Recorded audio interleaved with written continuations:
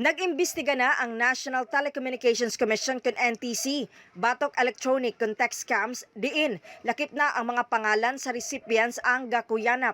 Gibutyag ni Nelson Cañete, NTC 11 Regional Director. Seryoso kini nga isyu karon, din pati personal nga impormasyon ni-leak na ug nakuha sa mga unknown suspects o source sa mga text scams.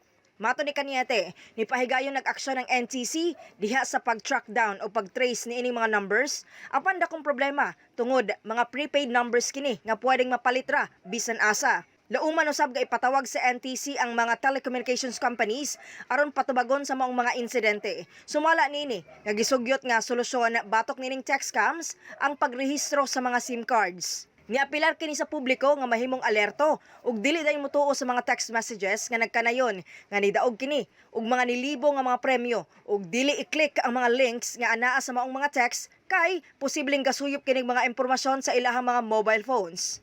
Dali karon makabiktima. Kanang i-text imo ngalan yun ay link, ayaw gidayon yung i-open ng link. Kanang link pag ma-open nyo na ay mga ubang link, diretso na siya mo sup-sup sa talan mong mga data sa cellphone.